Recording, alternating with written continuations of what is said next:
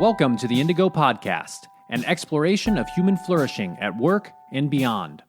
I'm Ben Barron of Indigo Anchor and Cleveland State University. And I'm Chris Everett of Indigo Anchor. For more information, please visit us at www.indigopodcast.com.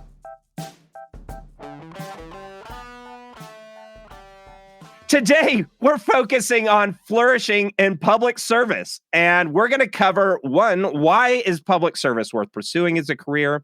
What shapes and form might public service look like? And advice for those of any age or stage looking to get into public service, which should be all of you. That's right. These are such great topics, and we're really passionate about these topics. And you know what's great is it's not just you and me talking about this today. So to help us immensely in this effort, we have the one and only Mike Dovilla with us today. Say hi, Mike. Hey guys, thanks for having me. Yes, This is so awesome. I mean, I don't know how we landed Mike as a guest, but this is so great. Let me tell you a little bit about Mike. So Mike Dovilla is the inaugural president and executive director of the USS Cleveland Legacy Foundation, the founder and president of the leadership development firm, the Grindstone Institute, a commander in the U.S. Navy Reserve, and a former member of the Ohio House of Representatives. His extensive public service also includes serving as an advisor to U.S. Senator George Voinovich and as a presidential management fellow at the U.S. Department of State. He also served as the chief of staff of the U.S. Office of Personnel Management, and he's currently a member of the class of 2020 in the Presidential Leadership Scholars Program.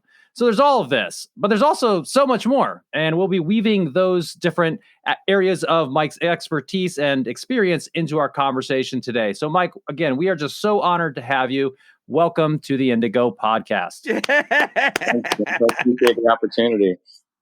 Awesome. So, I think what we'd like to start with, Mike, is, you've had so much experience in public service as an elected official, as an appointee, as a GS employee, as a military officer. And it's really a wonderful perspective, I think, that you bring to this idea of public service. And we'd like to kind of talk about why is public service worth pursuing as a career? And in so doing, tell us a little bit more about your background and so forth. Sure. Well, I'm from Cleveland, Ohio originally, and from a really young age, and for reasons that I've never been able to quite put my finger on exactly, had an interest in opportunities for service of one kind or another, both military and in the political realm. And so over the years had, as you noted, several different opportunities to step into both of those areas and serve. And I guess initially my first foray into it was coming down here to D.C. for graduate school, which is where I happen to be again right now on an active duty assignment with the Navy. And right out of there, entered the Department of State through a really cool program that at the time was called Presidential Management Intern Program, PMI, which President Carter started back in the 1970s. And had the opportunity to start at the Department of State. And one of the cool features of the program is being able to move around to different agencies or locations in government and sort of test the waters during this 2-year period of time where you move from GS 9 to 11 to 12. So I started at State, ended up over at the Pentagon for a while on joint staff, back to State, up to the Hill. And that's how I initially came to work with Senator Voinovich. Took a job with him. So I actually left the PMI program 2 months before the end. Was informed I would not graduate from the program. I left 2 months early, and that was the end of that. I've never gotten my certificate of completion from the program. No PM, which is an agency I ended up working for twice later.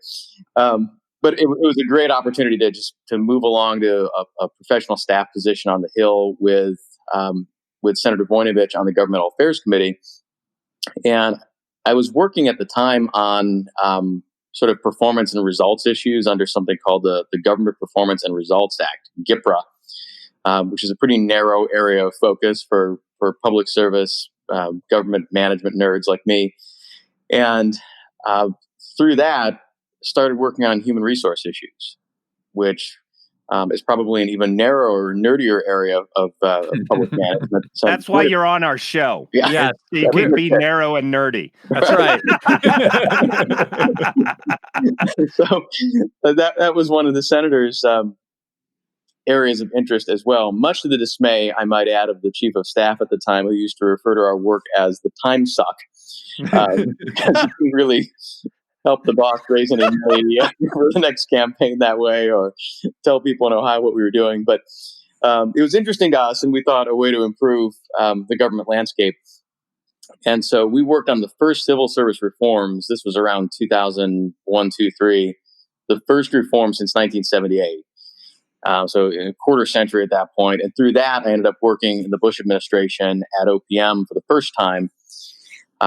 In the director's office, leading this government-wide council for chief human capital officers. First time we created C-suite HR people in federal agencies.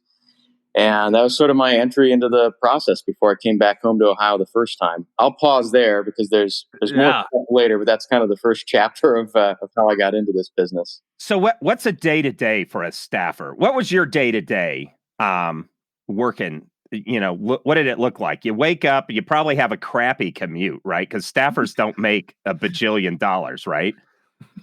Yeah, it was. I was living at the time just about where I am now here in Pentagon City. And so it was just across the bridge to the hill. So it wasn't bad at the time until I decided to make the plunge and purchase my first home, which was down in Fairfax County near Mount Vernon. And that turned into like an hour commute rather than 20 minutes across the bridge. Because you got to live far away to afford it. That's right. So moving up in the world, homeowner and mortgage and all that. But no, it was... to this day, even with all of the different experiences in public service and the rest of my career that I've had, that is probably my favorite job because no day was the same. And the work that we were doing, so we were assigned to what was then called the Governmental Affairs Committee. It's now called Homeland Security and Governmental Affairs. So it went from GAC to his GAC. Everything's an acronym. And pretty much the work that we did was whatever was coming down the track in terms of the news or whatever the boss was interested in. So our specific niche area, we were on the Oversight of Government Management Subcommittee, OGM. And OGM had oversight, as one might expect from that title, of the entire government. And so Senator Voinovich was interested in HR. But we had other issues that would come through, and actually the majority flipped 3 times during the 3 years that I was on staff there. And so we went from food safety to the nursing shortage to the HR crisis in government to creating the Homeland Security Department after 9/11. I was on the Hill when this all happened. So all of that moved through our committee. And talk about an opportunity just for getting smart on an issue quickly, because the boss has to go on the dais in 2 days and sound intelligent and ask a bunch of questions on an issue he might not know a whole lot about. Well, that's your job as the staffer to get him ready, put the briefing book together, come up with some really compelling questions on the issue, and get to the nub of whatever it was that we were all quickly getting smart on. Yeah, right. So it's a really neat experience. For people out there that complain, I have 3 different bosses, or my boss keeps changing priorities. Wait until you go up on the Hill where it's like, well, okay, we had the majority, and I guess we might be able to get, look, an election just happened, and now we're shifting. And guess what? This television thing happened that we got to respond to. I mean, it's a way more fluid environment than any corporate job that you could have. Oh, it absolutely is. It's constantly changing, but that's what makes it interesting. And I think it's why young people thrive in those kind of opportunities. The other reason is they don't pay you very well, so only young people can tend to work there because of the aforementioned mortgage. But some professional staff on the committees do stick around for a while longer, which is great because that way you do get institutional knowledge, especially on some of the nerdier issues like public service. We were always paired up with Senator Akaka from Hawaii, and so it didn't matter really which member, my boss or Akaka, was in the chair. We knew that we were working human resource issues with really talented, interested professionals who'd been on committee staff for a while. They cared about it. They wanted to improve the tenor and the nature of public service and how we manage and reward and recognize our workforce. So there was consistency on that, which was nice. as sort of an underlying bass note beneath all the other bubbling and moving that was going on with 9/11. Because that was just a fascinating time to be there. Literally on that morning in the Capitol, and then working our way through various proposals that were coming through on how do we respond to this as a government? Do we reorganize? Can we handle things in the old way? And obviously, we ultimately came around to creating that brand new department, which was the first creation of a cabinet level department in the federal government since the Veterans Administration was elevated to the Department of Veterans Affairs in the early 1990s. Wow. Were you in the Capitol on 9/11? I was. Man, that it was like? scary. Yeah. God. It was an extraordinary morning in that I normally would not have found myself in the Capitol. So we'll just start there. I mean, I would have been in my office having the second cup of coffee and probably reading through the news and getting ready for whatever the craziness of the day was going to present. It was a Tuesday morning. Yep. As you all might remember, just a beautiful day here in the nation's capital. But we were over there on, there's sort of these conference rooms below the west front under the stairs where the presidential inaugurations take place. And we were there for a breakfast meeting with what at the time was a brand new nonprofit called the Partnership for Public Service. They had just stood up a few months earlier and were doing this launch breakfast. And the keynoter for the breakfast was former Congressman Dan Burton from Indiana, who was the chair of the Government Reform Committee, our sister committee on the House side. And Congressman Burton was never late for anything. And he arrived, and it was probably 15 or 20 minutes after the start time for the breakfast. And it was from his mouth that all of the attendees heard the news about what had happened in New York. And by that point, both towers had been struck. And so we sort of just moved through the rest of the breakfast in a really perfunctory way.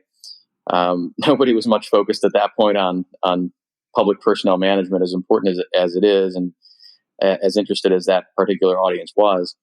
So I was with my staff director, who is about 2 years ahead of me in the Navy Reserve intelligence program. He may have still been wearing ensign or maybe Lieutenant JG at the time. And so we left the room, and I remember coming out into the hallway, and there was an adjacent room across the way with a TV on one of those big carts. And the news was turned on, but the image that was on the TV was the Pentagon on fire. Wow. We had heard nothing about. Yeah, because it had all that hay bale insulation problem. I mean, it's a huge problem to extinguish the fires there in the Pentagon. Yeah, but we hadn't heard anything about that additional incident occurring that morning. Wow. We were only aware of the two in New York. And I just remember the two of us looked at one another, and he's already, in uniform as a reserve officer at that point. And he's like, well, this means war. And we start moving pretty quickly through the passageways to get up and out of the building and over to, we worked in Hart at the time, which is the newest of the three Senate buildings. And we got upstairs to the Senate side. And by that point, there are Capitol Police who are brandishing weapons that none of us had ever seen before, which were considerably larger than the normal sidearms that these guys have. And we're like, wow, things changed really quickly here. And they are rushing us out of the building. And so we walked really quickly back over to our building, and we went right to the boss's office, which was on the third floor. We were upstairs. Our committee offices were 3 floors up from there. And so we went right to the boss's office, and the entire staff was sort of gathering there from all of, I think he was on 3 committees at the time and chaired 2 different subcommittees. So everyone was coming from their different spaces to the personal office. And not long after that, we were all told we needed to evacuate the entire complex. So I remember standing outside in the parking lot between Hart and the Monocle, this great old restaurant. And everyone's just sort of looking at each other saying, okay, what do we do now? Yeah. No one knew what to do at that point. The cell phone service was mainly down. I think I had reached a couple of people. Couldn't reach my girlfriend at the time, who was working in DOD at the Pentagon, and could not get across the 14th Street Bridge to get home. So it took me a couple of hours. I had to go all the way down to the bottom of the Beltway, and then across the Wilson Bridge and back up Route 1. I got as far north as Potomac Yard, which is maybe a mile from here, and walked the rest of the way home. It was just, and finally connected with my girlfriend about 5 hours later, I think. Yeah. Wow. So it was a day, obviously for the nation, but that was my personal experience with it. And then obviously we would learn later that the fourth plane was very likely targeting the Capitol building itself. So, Wow. Yeah. Yeah. Wow. That's quite an experience, obviously. And those of us who are, now I guess old enough, since it has now been, almost 19 years, certainly remember, where we were and so forth. And, part of that feeling and even connecting with back to this idea of public service, I think, is this recognition that you're part of something much bigger than yourself. And I just wonder maybe if you could speak a little bit to that and how that kind of ties into this whole idea of public service and how it can be a worthwhile endeavor from that standpoint as a career, as a job. Yeah, I think that's really the main reason that a lot of folks get into the business. Public service, and especially the political element of it, gets such a negative reaction from so many people nowadays. And it's no wonder given the partisan split that we see in the country today. And what split is that? Oh, yeah, I'm sure. Right. I hadn't noticed anything. What? Wait, what?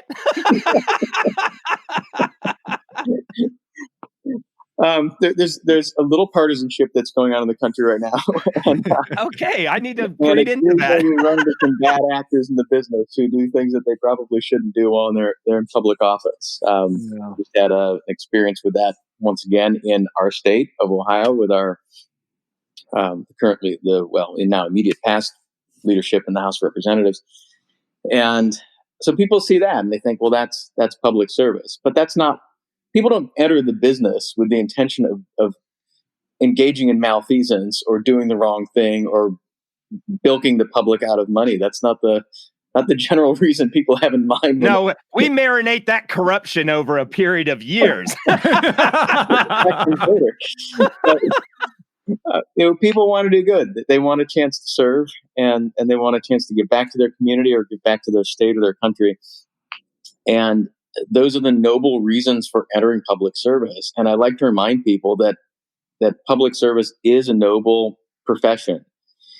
And so, I was talking earlier a little bit about the young people who serve in those positions on the Hill. Well, why do they do that? Or, why do they come work for people like me in Columbus for $30,000 a year as a legislative aide? I mean, it's certainly not for the remuneration that comes from it in terms of the money. Right. It's something else that we get from it. And it's the opportunity to serve a cause larger than self, to move forward perhaps a public policy issue or two that we have a passion or an interest in, and to make a difference for people around us.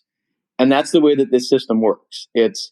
I think it was Ben Franklin who said this is the worst form of government there is, except for all the others that have been tried. So it's messy. It can be, as we've seen, especially now we're less than 100 days out from another national general election. It can be ugly and it can be partisan. But ultimately what underlies all of that is something that's beautiful and noble and good, if we're engaged in it for the right reasons. Yeah, because you were working on HR issues, right? And even people say, well, we should have a big government. We should have a small government. I don't hear anybody except like I don't know. I went to a libertarian group once and I was like, okay, we're going to talk about limited government. And there was a bunch of guys like, yeah, when are we going to talk about the weed? I'm like, okay, I hear you about the weed. Okay, but then we're going to restructure thing. We're going to bring self-organization. Yeah, man, we're here for the weed. And I was like, shoot. But anyway, besides the weed wackos, which, that's fine too, if you're one of those, nobody's saying we should have absolutely no government. I mean, you can't even have a representative from your state if you don't have some government. So within that is the idea of like, well, we got to now go recruit and retain some people to hopefully build some institutional knowledge over a, 15, 20, 30-year career. Yeah. which means you got to have HR. Like, well, if I'm a woman and want to work for the government, do I get maternity leave? I don't know. We're going to have an HR person write up a policy. Yeah. And this is like not and now I'm going to talk about our cybersecurity policy or address, Twitter on the Hill. I mean, yes, that's kind of sexy stuff to do, but you don't even get to do the sexy stuff if you can't recruit, retain, and have some kind of HR function. Now, how many people go to Washington to march and like, I'm here for HR policy? Nobody.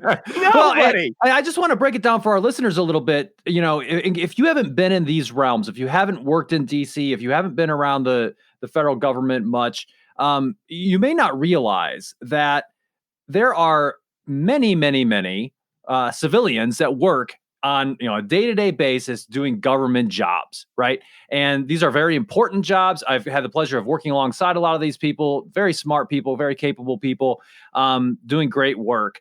And there's people who are elected officials. Obviously, there are people who are maybe in the military, but then there's also this huge cadre of folks who, as Chris was alluding to, need that HR structure and leadership development, all those types of activities to really make a government work well.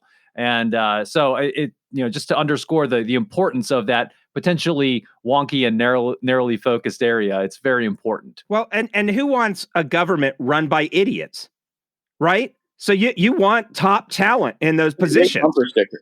Right? And everybody immediately goes to the cynical place. I live in the cynical place, so I don't even have to go anywhere to get there.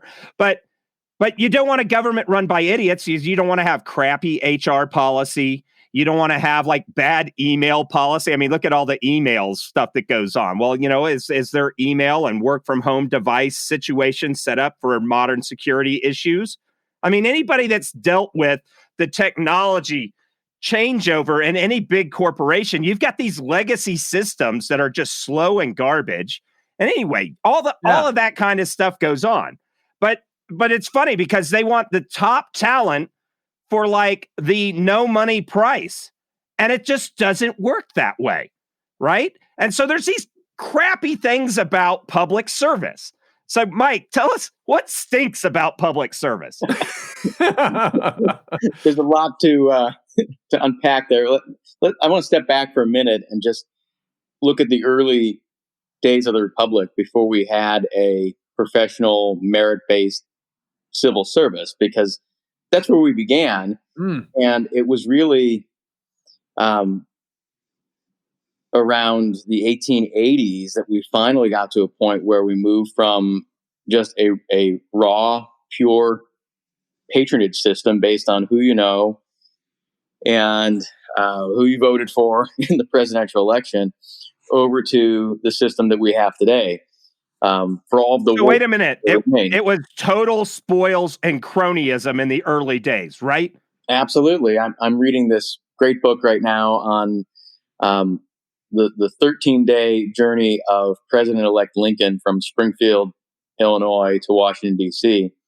And we just want to disabuse people who think it's bad now. It was really flipping bad. I mean, they gloss over, Washington on his boat and attacks in the night, and then all of a sudden freedom, and we're a magic nation. No, these guys were the same kind of corrupt jackwagons that you see today.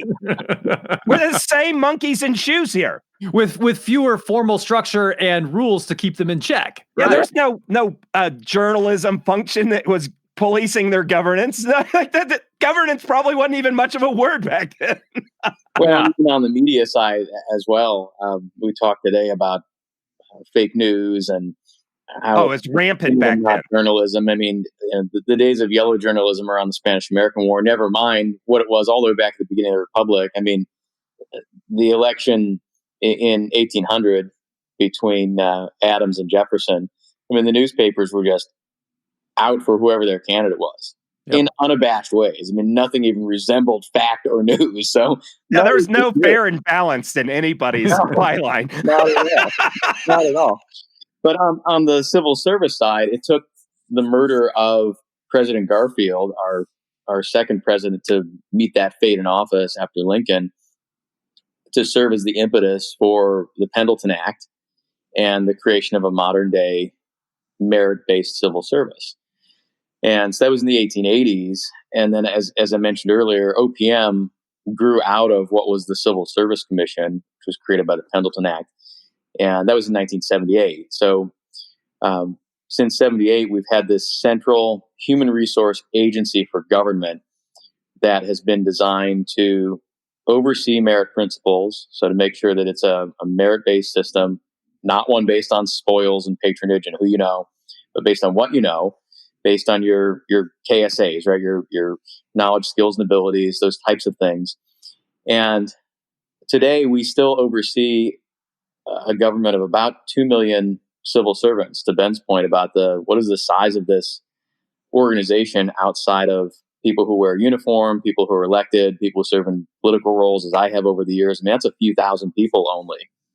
Right. And so you think about how challenging it is for a new administration coming in to steer the ship of state, to move it from one direction or another with only a few thousand people in a large bureaucracy of 2 million. And yet those are the people with the subject matter expertise that are providing all the stability, regardless of who the president is and who the secretary of whatever department happens to be. Those are the people who are serving the public and moving an issue forward. Yeah. So like when I took company command, it was like 200 people I had. Right. But if I drained my swamp, if I fired all my full timers, let's say I could magically do that. Then I show up, I'm like, wait, who's going to give me the keys to the armory? Who has the code to the safe? They're like, what? Wait, where do we keep our binders that have our policies in them? Like you just can't do it. There's people that know where things are, the good and the bad. That's right. Well, and so you asked Chris, what stinks about this line of work? And I guess part of it is how bureaucratic it can tend to be, right? We're laden in a lot of rules that have been put in place often because of one bad actor that then everybody has to do. So, right, like we just went through all of our annual refresher training for a bunch of different things here at the Pentagon. That guy policies. Yeah. Why can't we do that? Well, there was that guy. We did something wrong, but now, all of us have to do it. So, it can be stifling with all the rules and regulations and training and different requirements that are in place. But we work our way through that, and ultimately it's designed to protect the employee and the taxpayer, the we the people part of it that underlies all of this, from bad actors. Yeah. Fantastic. So, obviously we didn't cover everything about your background. We'll get into some more of that, I think, as we move forward here. But I'd love to just give our listeners a little bit of an overview of what is the landscape of public service? What are the different types of things that you can do in the service of our government? Because, for example, I remember talking to one young person and suggesting, based upon her background and credentials and education, I said, you'd be a great fit for the government. And her immediate reaction was like, I don't want to be in the Army. And I was like, no, that's not what I'm talking about at all. Right. There's all kinds of other opportunities. So let's unpack that a little bit. Yeah. So obviously the military is one of them. And, perhaps it's the one that's the most in front of the public because of television ads during the Super Bowl or whatever. But there are other opportunities for service as well. And I guess probably the second one that comes to mind is, well, you run for office or maybe you work for someone like that. And that's, those are the patronage type positions that we talked about. So that's a second category. And then the third are, the civil servants that we've been talking a little bit about here. And those are really the rank and file members of government who are running the large enterprise, whether at the state or federal level or at the local level, for that matter. And so there are lots of ways to enter the business and to make a contribution.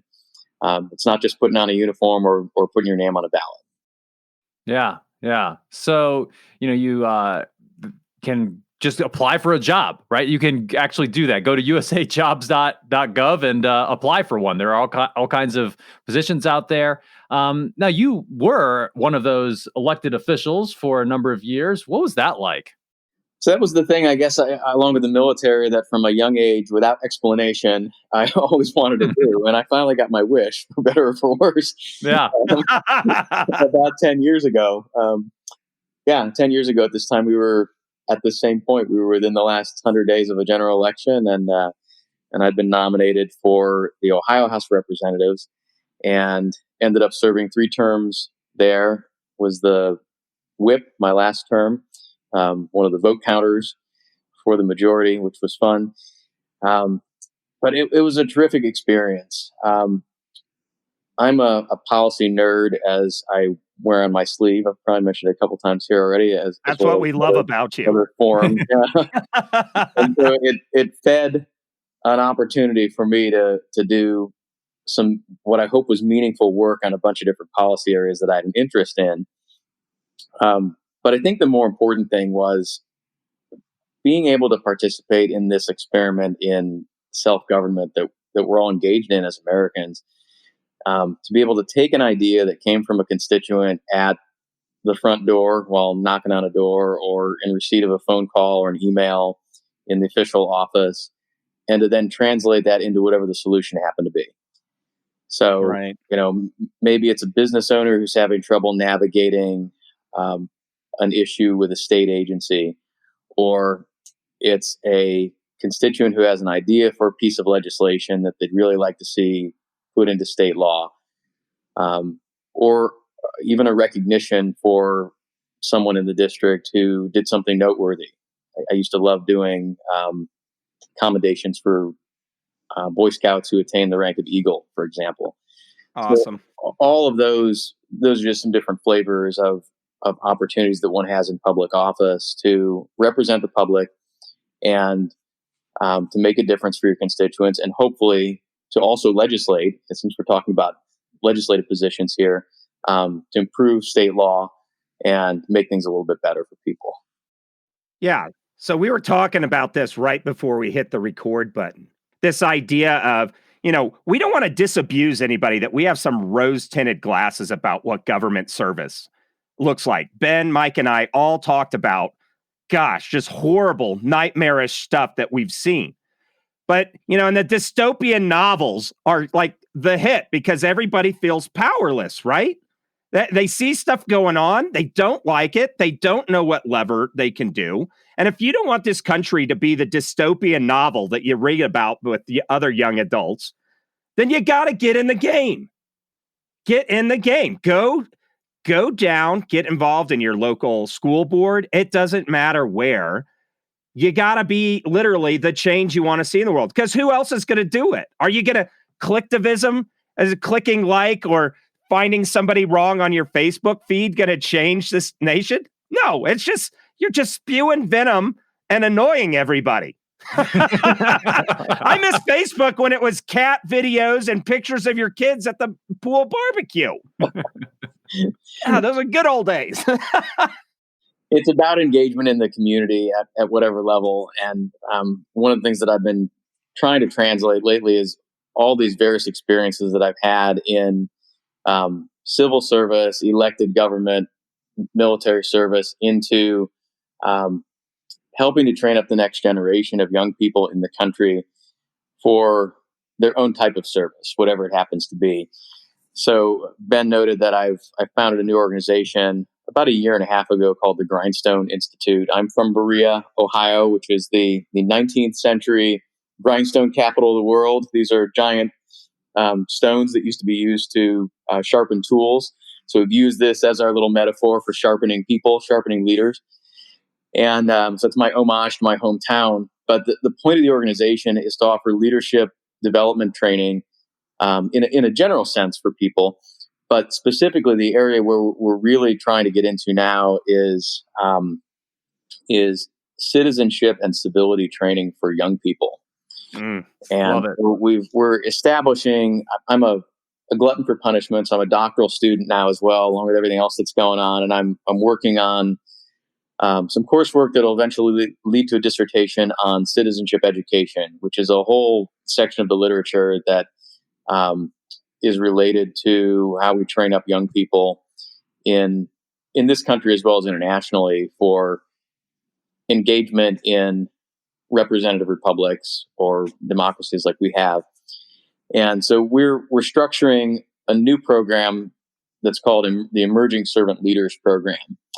And it's this sort of 6-module program that is going to work high school students through their paces on different elements of citizenship and civility, and eventually lead to a one-day capstone experience in the state capitol in Columbus, where half the day is spent in a model legislative session where the participants are engaging in civic dialogue with one another over a policy issue of their choice.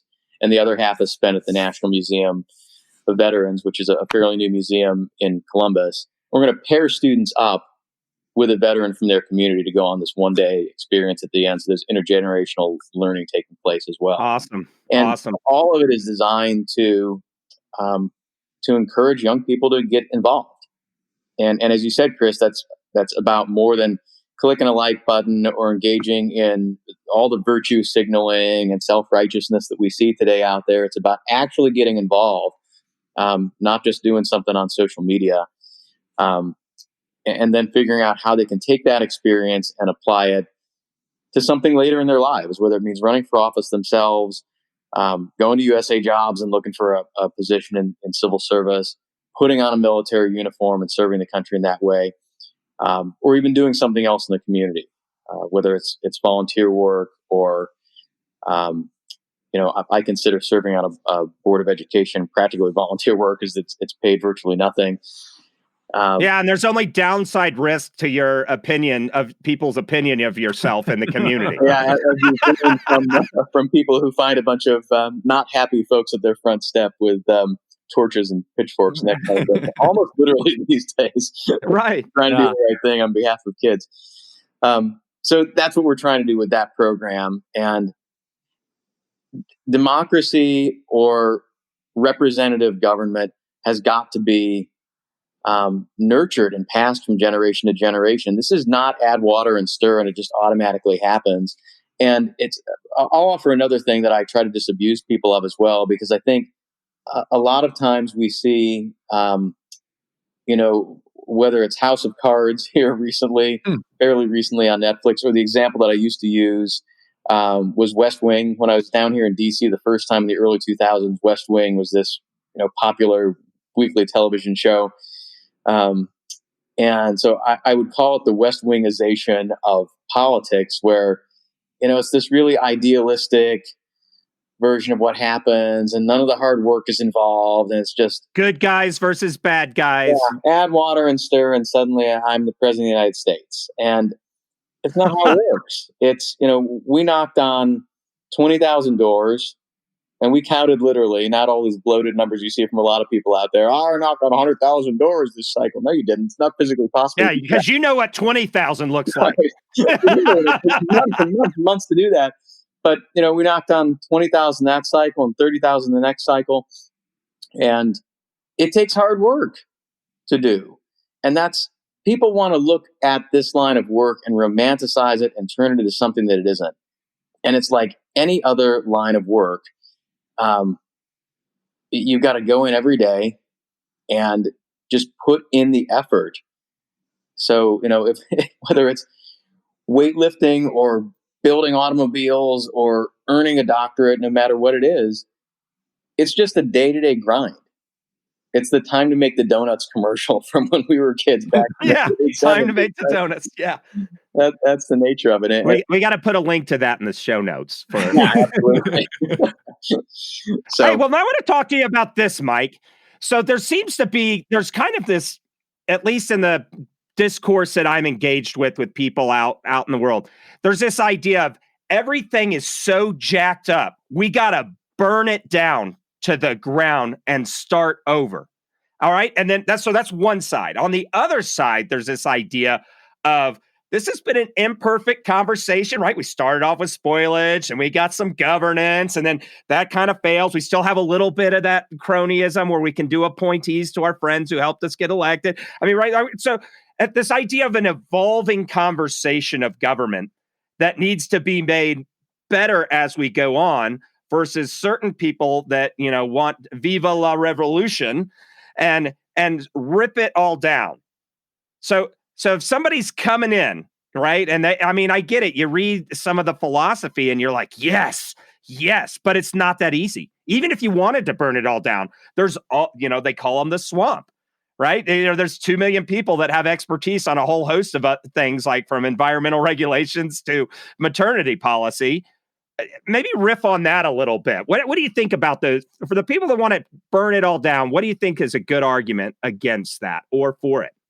So let's start at the beginning with one of our charter documents, the preamble to the Constitution, which refers to a more perfect union. Right. We will never find perfection in this life. Anyone who's married knows that. Anyone who's had to engage with one other person in an employment situation, never mind hundreds or thousands or millions of people, we're never going to have that. And the structure that's in place in this country for governing what continues to be a growing and more diversified population, which is certainly what we are today compared to where we were 200 plus years ago, is going to be a messy process. It's messy by design. It's not supposed to be neat, and it's not supposed to be efficient. I remind people that if you want an efficient form of government that gets everything done quickly, you can have that, but you're not going to enjoy the experience. Well, yeah, like in China, they can do these long-term economic thrusts that may be unpopular, but they don't have to that are strategically beneficial. They don't have to put it up to a vote. It's like, congratulations, Jack Wagons. This is where we're going. And that's your one choice. We hope you enjoy it. Yeah. So this is a lot messier, but it gives us an opportunity as individual people to have engagement. And one of the books that I read a couple of years ago that came out by a sitting United States Senator, Ben Sass, who's a Nebraska PhD historian by training, was president of a university for a while. So he's operated in the ed space before public service. His book is called The Vanishing American Adult, which is a great thing that you may want to link as well as a resource. But he points out in there something that used to be obvious to all of us in the country before this generation of people were around. And that is that we're all sovereign under the system that's created, right? The sovereign in other forms of government would be a monarch, or right, a dictator, or a czar. And in this country, and under this system, which is now a model for so many countries around the world, this form of representative democracy prescribes that each voter, each citizen, is a sovereign. So that statement goes with responsibility that then flows from it as well. It's not just a set of rights that we receive. It's a set of responsibilities that imply engagement by everyone. So whether that's something as simple as going out and actually casting a ballot, as I hope folks will be doing here in the next few weeks, or putting your name on a ballot, or engaging the political or public service process in some other way, it's not a spectator sport.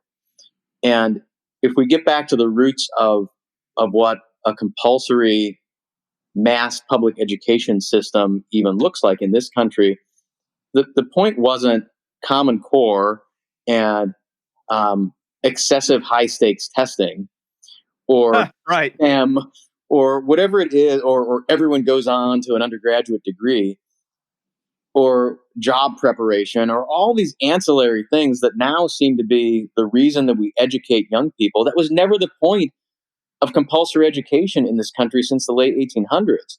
The point was training up future sovereigns to run the country.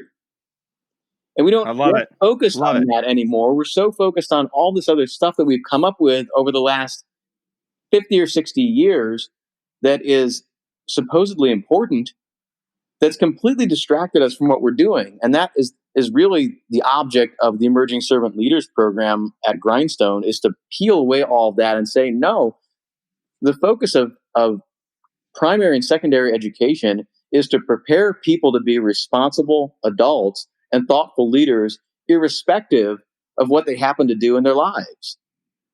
Yeah. That's what education is for.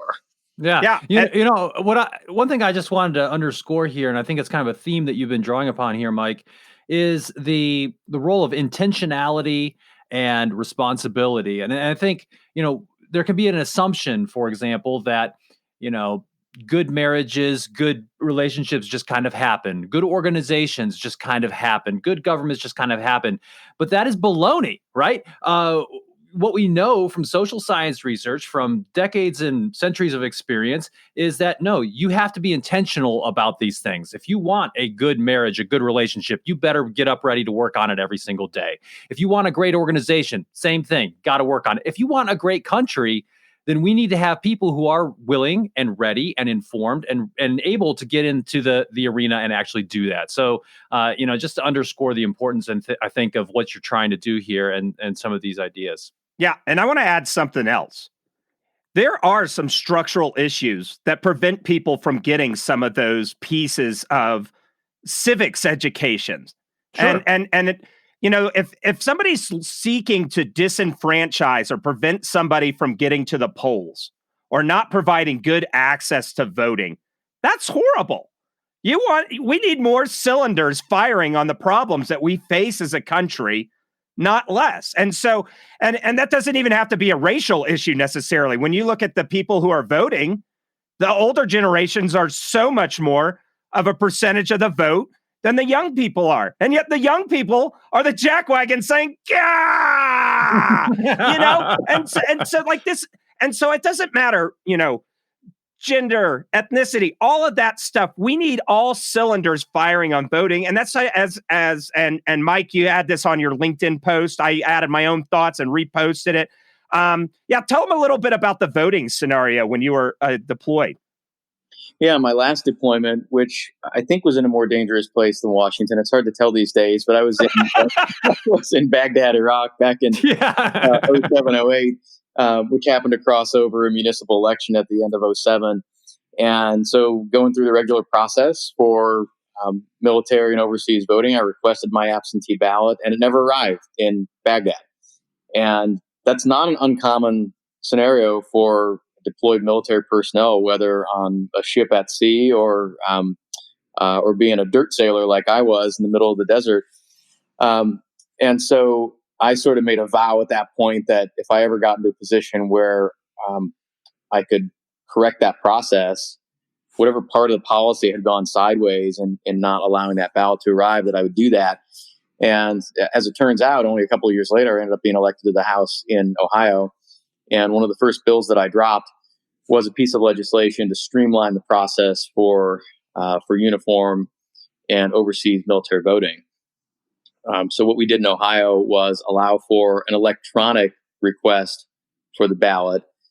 Again, only for overseas citizens and deployed military personnel. You still have to do it by paper if you're here in the U.S. And then you still have to return your paper ballot. But it eliminated at least one half of the potential for something getting lost in the mail. Yeah, this is beautiful.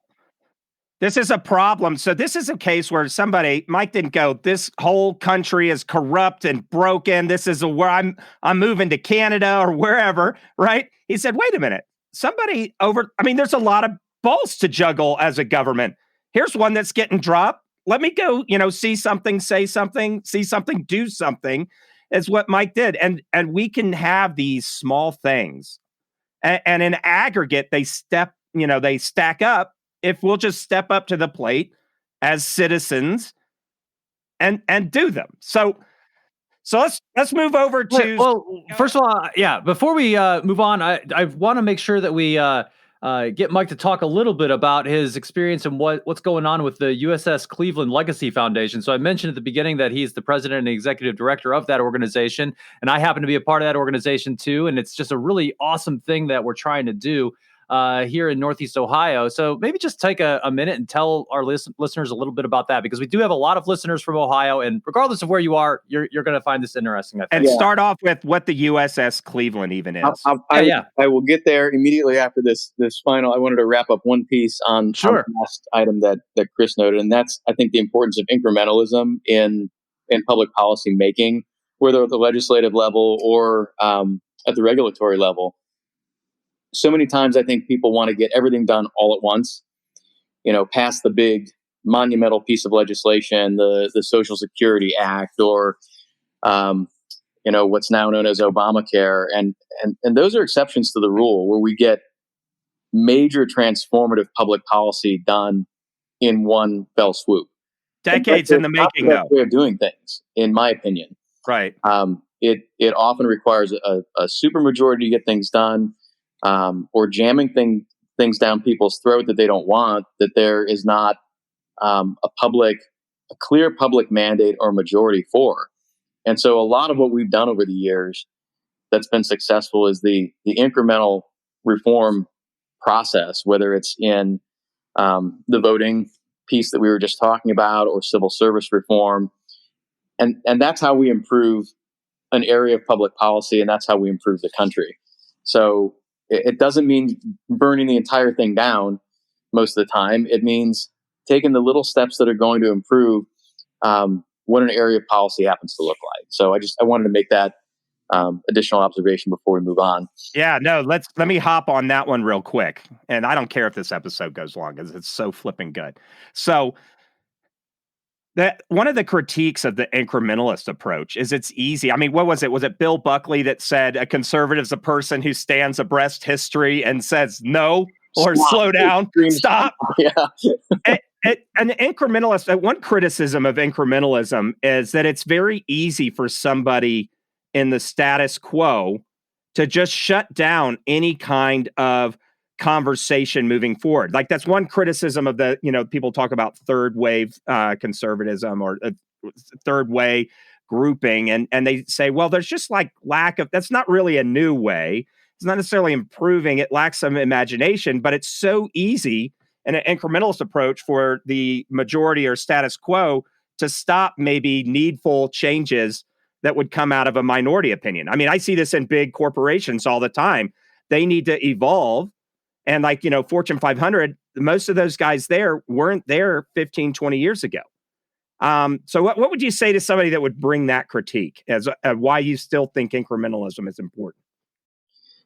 One of the things that occurs to me as you're talking through that is the filibuster here in the United States Senate. And there's some discussion now about whether to get rid of that, and the so-called nuclear option, which has moved us from a supermajority for moving something off the floor, 60 votes for what's called cloture, to 50 votes. These processes were put in place, and they're not only part of the tradition of the institution, but they're fail-safes that prevent the majority from engaging in tyranny that just steamrolls the minority. Right. So there are reasons why we have these structures that are in place that allow for checks and balances, and that end up putting us in a place where an incremental approach is typically the only way that we're able to get anything done. So it's the way the system's designed. And again, it gets back to making sure that minority rights are protected while still recognizing the power and the influence of majoritarian politics in a country that's designed the way that ours is. Yeah. Well, I think understanding why things are in place before changing them is also very important. And it kind of speaks to this idea that sometimes is referred to as Chesterton's fence, if you've ever heard of Chesterton's fence. So G.K. Chesterton, in his 1929 book, The Thing, he talks about this idea, and I quote, he says, "In the matter of reforming things as distinct from deforming them, there is one plain and simple principle, a principle which will probably be called a paradox. There exists in such a case a certain institution of law, let us say, or for the sake of simplicity, a fence or gate erected across a road. The more modern type of reformer goes gaily up to it and says, 'I don't see the use of this, let's clear it away.' To which the more intelligent type of reformer will do well to answer, 'If you don't see the use of it, I certainly won't let you clear it away. Go away and think. Then, when you can come back and tell me that you do see the use of it, I may allow you to destroy it.'" Right? So this idea of understanding things in their historical context and having a little bit of more thoughtful of an approach towards things instead of just burning the system down. I think there is some value in thinking that way. Right. But Ben, here's the thing. These are evergreen lessons that have to be refreshed every generation. That's one of the reasons I love scouting in the United States, is they have a civics, merit badge there. They have government merit badge. I forget what they're called now because they changed them, but citizenship in the community, citizenship in the government. Yeah, that's what the merit badges were. I remember them. Because I'm watching, and we see this in the consulting world. Somebody will come out with some pop book and gets on USA Today. They do all the morning shows. And like, I've discovered the new paradigm of leadership. You're like, no, you didn't, Jack. Why? Go back to the literature, the IO Psych management science literature. It's already there. And then I'm seeing a lot of people that these are next generation of talent, people coming up through high school, college, even into their 30s. And you're like, man, you are missing out on the earlier part of this conversation. This is lawn that's already been mowed. Like, if you're going to start developing a car, you don't need to start at inventing the wheel. The wheel's already been invented. You need to roll on to the next stage of development. Or what is it? Was it Bernard de Chartres, standing on the shoulder of giants? At least start your part of the conversation where the smart guys left off. I think there's two sort of versions of it. One is, I saw this in fraternity advising over the years, especially. It just reminds me of that, given there's constant turnover every 4 years, say at the chapter level. The "we've always done it this way" approach, or "I've got a brilliant new idea." Which, tend not to work out quite the way people think they will when they come up with them. That's right. The good idea fairies, they exist everywhere, right? Right. Yeah. But we always say, people say, oh, that's a good idea fairy. I'm like, wait a minute. You don't want any new good ideas? Oh. Yeah. I mean, it's a balance between the two, right? Yeah. There is. That's good. All right. So USS Cleveland, what is it? And then tell us about it. Yeah. Absolutely. So we name ships in the United States Navy, and it turns out that we are naming a fourth ship in U.S. history for the city of Cleveland, to honor the city and its people. And so when this happens, typically a commissioning committee is set up in a community that will throw what one of my board members refers to as a 1 week kegger around here, which is only half tongue in cheek. But in this case, the type of ship that's being built is a littoral combat ship, and she's being built up in Wisconsin.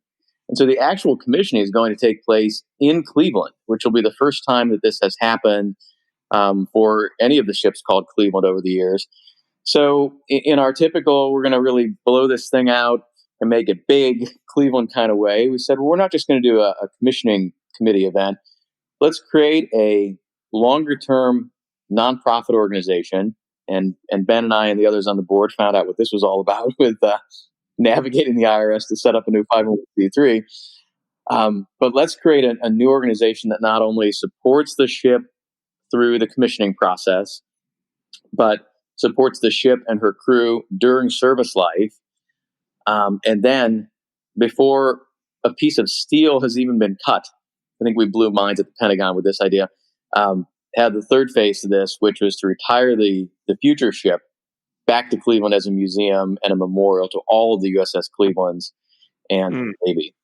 So that's kind of the short version of what we're doing. This is a 30-plus year project right out of the gate, and I have this really cool opportunity of working with 11 other people on the board and being the first staff member for this organization to get us off the ground.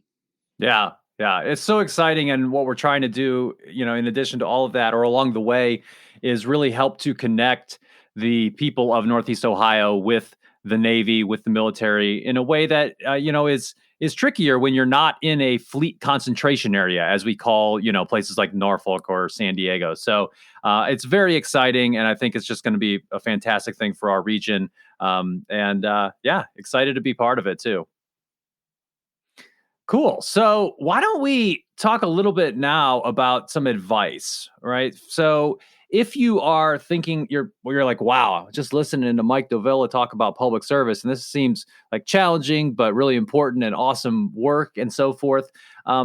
What are some advice that you might have for people if they're, at various stages of their education or career in getting involved in their communities in public service? So that's a great question, and it's probably one of the more prevalent questions that I receive in all the different pieces of service that I've been engaged in over the years. So I do a lot of mentoring in this space. I think the first thing is just to get involved, right? So again, back to the West Wing concept we were talking about earlier, where everybody thinks they're going to be president right out of the gate. It doesn't work that way. You've got to get involved at the lowest possible level, and so look at Biden. Biden wanted to be president right out of the gate. He did. How many decades later? Finally got his pick, at least in terms of nomination. Yeah. But get involved in a campaign.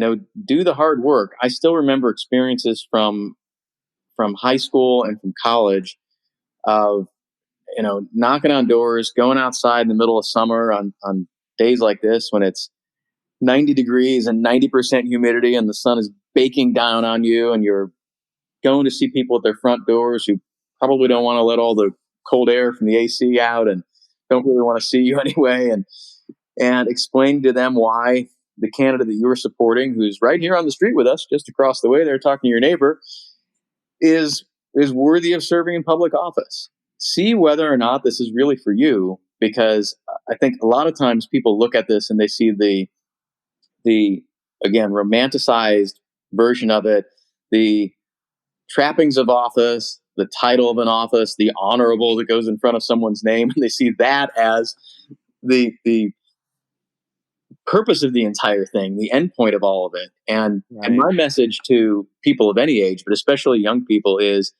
if you're not willing to put in the work to knock the doors and raise the money and, heaven forbid, pick up a telephone, which I know is something people don't want to do today because it's a scary device.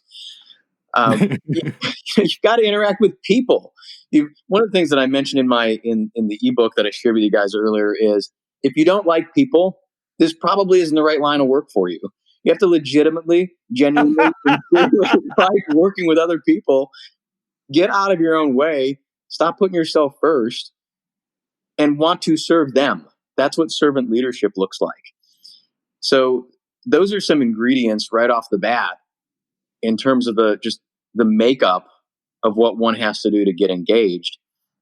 And then the other big piece of it is train for it too. Like anything else that you want to get good at, you got to put in a little bit of time every day doing it. So you're interested in public service, you're interested in public policy, you better be reading about it every day. You should be engaged in the news, know what's going on in our world. Read some historical books on it. I love biographies and anything that's history related. So these are the kind of things that I just, even at my age, 20, 30 years on from the age of the people we're talking about here, continue to consume on a day-to-day basis. So I want to be smart about what I'm trying to do. And the people who you're going to serve want you to be smart about what you're trying to do as well. They don't need another moron in place to do the wrong thing just for themselves. Oh my gosh. Let me ask you about this. Did you watch the Zuckerberg thing when he came up to the Hill and got the, publicized grilling? Bits and pieces of it, yeah. Some of the questions that came from representatives were so horrible.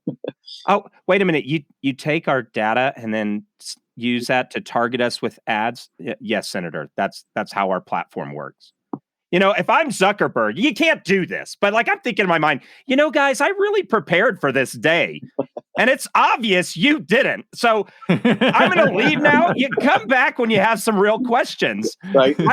I mean, we have people, and I don't want some of them, they should know by now, right? But you have so many things as a representative that you got to do. That's why if you're going to go up into being a senator, maybe you should have a look at technology policy and some of those things before you even get in the seat. It can't just be the fundraising and looking good in a suit, right? That's it. And part of that's about good staff work as well, which we mentioned earlier, right? It's putting together the set of questions for the boss, doing some of the homework, and then briefing him or her in advance of the hearing to make sure that the member is prepared to go do the work. Because to your point, Chris, they're engaging, hopefully not just in fundraising and looking good in a suit, but in the actual work of doing the job. And they've got so many different things that are coming at them every day. I mean, it's one of the nice things about where I am now with being on this mobilization at the moment, but also just back in my civilian life, running my own company and doing the work with the USS Cleveland, is I get to put together my own schedule generally. When you're in office, So from the time I was in the legislature or the chief of staff at OPM, you are literally having your calendar managed in 15 or maybe, if you're lucky, 30-minute increments on an issue before you're getting yanked to a completely different issue. It's hard for the human brain just to get wrapped around. Right. Okay, so for this moment, we're talking about this policy, and then 15 minutes later, I'm talking about something that's completely different, and I've got to be educated and knowledgeable and articulate about that. So it's challenging. We're all human, and so, but we place these superhuman requirements or expectations on people who serve in these offices, again, as if they're perfect, and they're not. They're just like us. Right. And that's, it's part of the dichotomy, I think, of the American viewpoint on public service, especially for, we'll use the presidency as an example of this, where we simultaneously want the individual who serves in that office to be smarter and better and more prepared than each of us is as an individual. And yet at the same time, we want them to exhibit and emote and display that they're just like us. Yeah, the beer It's test. got to be both. Yeah. With the guy that you want to sit down and have beer with or not. And if you go back in history and just in recent history and you look at our elections, who wins the election? It's that guy. Or the reverse beer test is a new one. It's like, would I want to have a beer with them? Would they want to have a beer with me? Right. Right. Do you like people? Question. Yeah, if you want a wonk, if you want a real policy wonk that can just sit there and pull out, doesn't need a PowerPoint, can just whiteboard it, he probably has a pocket protector, drools on himself, and is not married. And there are places for people in government to do that type of work, just as there are in private sector. Yeah. But when it comes time to go to war, I doubt that pocket protector drooler is going to be able to get on TV and be like, follow me. Like, it's probably not going to be very inspiring. It's a combination of the two skill sets, right? Yeah. And that's what we want. Yeah. Yeah. I think, we want people in public service who have the depth, who have the true, pure intentions in terms of serving something bigger than themselves and are willing to do the work, and it's not just about the, kind of the West Wing romanticized version of things. So I think those are really good things to remember. Any other pieces of advice that you would give to people who are looking for ways to get into public service? One that I guess sort of grows out of the other two is just be patient. And this is hard, especially for any young people who are hard charging and want to get into whatever line of work or industry. They want the corner office and the company car and the nice salary right away. And it just, you got to put in your time doing this. I still remember to this day receiving this really great voicemail from Senator Voinovich the night that I won the election to the House. I've got it on an old SIM card somewhere from like 4 or 5 phones ago that I've still saved to this day. Because it's one of those messages that it's like receiving this approval from a parent or from a person who you really respected over the years. And the way that he put it in this message was, you worked really hard and you've earned your spurs, and which is an old phrase, I guess, but and now you have the opportunity to go serve. But this was based on years worth of work that I put in, toiling in the vineyard of public service and politics, from knocking doors as a 20-year-old when I first ran for city council in Berea as a college student that didn't win, all the way up to that point of victory. And sort of, I remember waking up the next morning and still literally not being able to wrap my mind around the fact that had happened. But that was, probably, 15 or 20 years worth of work at that point. Yeah. Yeah, and we see the junior guys that get elected. And I was young when I got elected. I mean, I was 35 that year. Yeah, well, some people don't think that's young. Yeah, but if you see junior people, so first of all, that is young, but the more junior you are, the less time you've had to do that preparation work. So there's kind of a seesaw balance between being young and fresh with good new ideas and having that preparation and experience that makes you somebody that can be effective, right? Yeah, it's both. One of the things that I've thought about historically is, again, I'm a big nerd on the people who've served in different positions over the years. You think about Teddy Roosevelt, who was vice president. He was 42 when he succeeded to the presidency after President McKinley was assassinated. John Kennedy was 43 upon election. I mean, he died when he was 46. That's like, I'm looking that in the face next March. That's my next birthday. I can't imagine being president of the United States right now with the level of seasoning experience, even that someone who's put in decades of work in this business has. And yet, those guys did the work. And of course, the country's different at the beginning of the 20th century, or even 50 or 60 years ago. But there's something to be said for gaining the expertise over a period of time that allows you to be effective in the position. The flip side to it, though, and this is something I've talked about with folks recently, is, do you have to be approaching your 80th birthday to now be a legitimate candidate for the presidency? It's like, Well, maybe if we live to 200 years old, I'd take a 180-year-old candidate, because how much experience do you want for the top slot? It's true. All of it. You want all of it. As much as you can get, right? Right. And yet, in some ways, it feels like, it's the same thing that maybe all of us have experienced in the military, where you get a really top-heavy unit or organization where it's like, gosh, will these captains ever retire so we can just, get to that point? It's like they're post-command, they've hung on for a long time, and they're just holding on for the 30 years that they're able to get. But it gums up the system when people can't move up. Yeah. And which reminds me of one other thing that we probably ought to just talk briefly about, and that's the concept of term limits.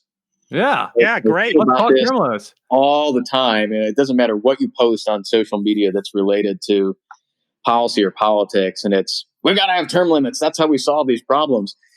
And I found through my experience, it's exactly the opposite. We have term limits in the state legislature, and they're a bit of a bizarro sort of flavor of term limits where you can move back and forth indefinitely between the two chambers. So it's not legitimately you're done, but it's 8 years in each place, and you have to roll out after that. And it doesn't solve anything. What we've done is really limit the ability of our members to have long-term expertise in the first branch of government, the people's branch of government, the legislature, which has created this uber powerful lobbying class and super strong executive branch of career people who do great work, as we've indicated earlier in this program. But the direction that government's going to go at any point in time is supposed to be based on the direction people want it to go. And that's based on elections. So we really limit ourselves. And I've always referred to it as sort of the schizophrenia of the public saying, put term limits in place because we've got to throw the bums out. But what that really implies is we don't know what we're doing as the people who are doing the voting. Yeah, because you can throw the bum out. We must, because we can't help ourselves. Well, right. It's the right way if you don't like the guy or the gal who's not doing what you don't want them to do. It's called an election. Yeah. Yeah. And there's something to be said for having the experience and continuity that actually can help move things forward. Because kind of like you said, otherwise you end up having other branches or other parts of the government or external interests that know things better and it can actually just run bureaucratic circles around you as the newly elected representative or whatever. Sure. One of the questions that I would ask is, who do you think knows more about a public policy issue? A seasoned lobbyist who has been working an issue for 30 years, or a 35-year-old freshman legislator, even with considerable experience coming in the door? And that's not to cast any aspersions at the lobbying class. I've done some of that government relations work in my career as well. I always looked at people who were sitting in, I never put the desk between me, right? I hate meetings that way. So I always sat in a chair. But the person who's sitting in the chair across from me, who is coming in to represent their client or their industry on an issue, I never looked at that person as the adversary or the enemy or some pernicious individual who is there to make me do what I wasn't supposed to do on behalf of the people. A lobbyist is a public policymaker as well in his or her own right. They're there to represent a portion of the citizenry, whether it's agriculture or manufacturing or nursing. You pick your industry. That's what that person's there for, because the thousands of people who actually do that work on a day-to-day basis don't have time to come lobby me as a legislator at the Capitol. So they're doing that as well. But they're there as essentially as an extension of public service themselves. Mm-hmm. It's all part of the process of making the system work.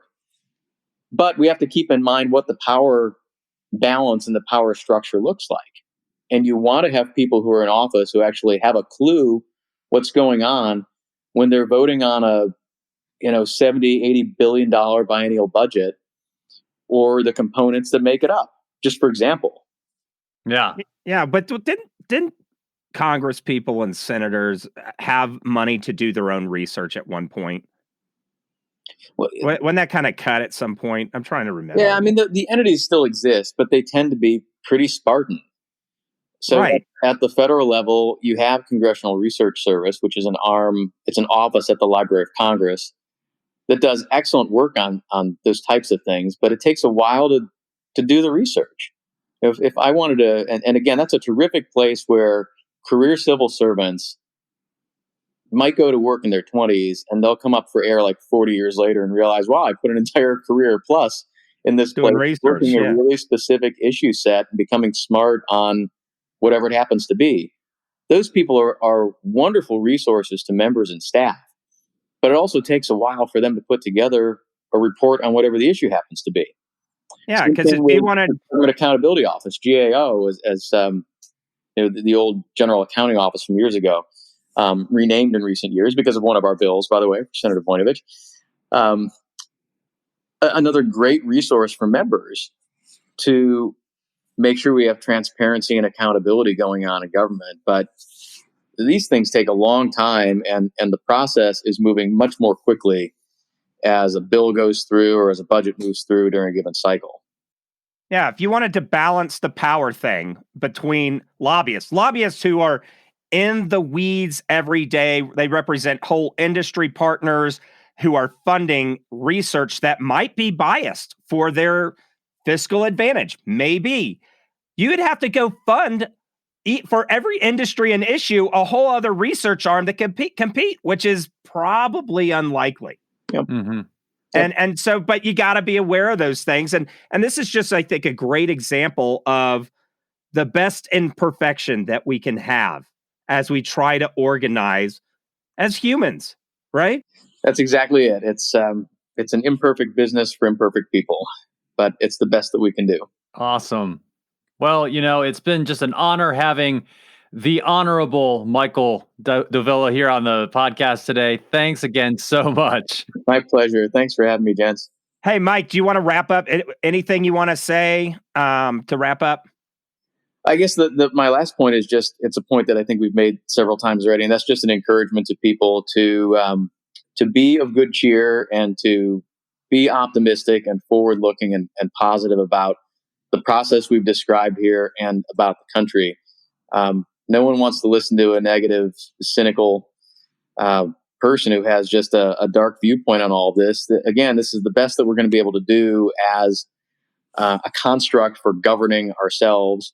So be encouraged, get involved, and try to improve the system that we have through whatever engagement you can. Awesome. Thanks, Mike. Absolutely. Thanks, guys. Thanks for listening to the Indigo Podcast. If you like this podcast, please consider helping us by rating us on Apple Podcasts or wherever you listen, telling your friends about us, having us on your podcast, or mentioning us on social media. Our website is www.indigopodcast.com, where you can access more information about us and this episode. Thanks again, and we look forward to talking with you again soon.